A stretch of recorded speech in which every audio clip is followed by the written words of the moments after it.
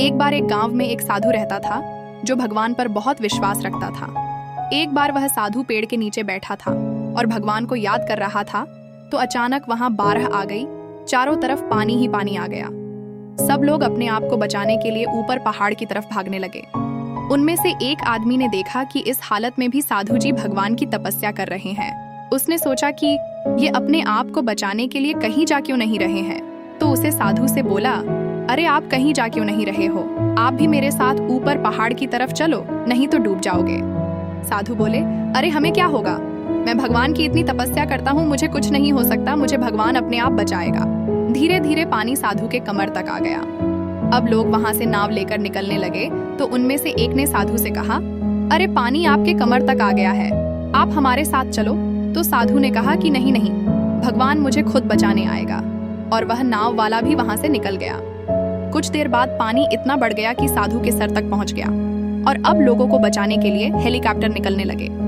एक हेलीकॉप्टर साधु के पास आया जो कि आखिरी हेलीकॉप्टर था।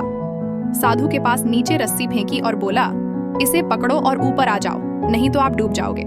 यह आखिरी हेलीकॉप्टर है और आपके पास में दूसरा कोई रास्ता नहीं है बचने के लिए। साधु ने कहा, यह रस्सी वापस ऊपर खींच लो और आप चले जाओ, मुझे भगवान के ऊपर पूरा भरोसा है, वह खुद मुझे बचाने आएगा।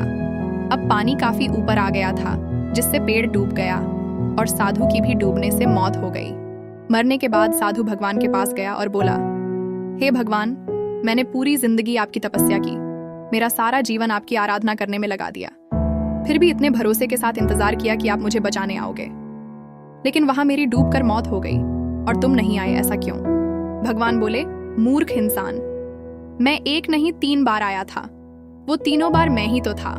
पहला पैदल, दूसरा नाव के द्वारा और तीसरा हेलीकॉप्टर के द्वारा, लेकिन तुम मेरा एक भी अवसर पहचान नहीं पाए।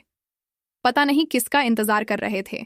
मैं तुम्हारे लिए खुद धरती पर थोड़ी आऊंगा, मुझे और भी तो काम है। दोस्तों, इसी तरह से जिंदगी में हमें ऊपर वाला बहुत से मौके देता रहता है, लेकिन हम सब उस मौके को ठुकराकर पता नहीं किस चीज का इंतजार कर रहे होते हैं कि वो होगा तभी मैं करूंगा, और इस बात पर अड़े रहने से एक वक्त के बाद वो मौका हाथ से निकल जाता है और हम कुछ नहीं कर पाते हैं। तो किसी भी अच्छे समय का इंतजार मत करो, जो भी करना है आज और अभी से ही शुरू कर दो।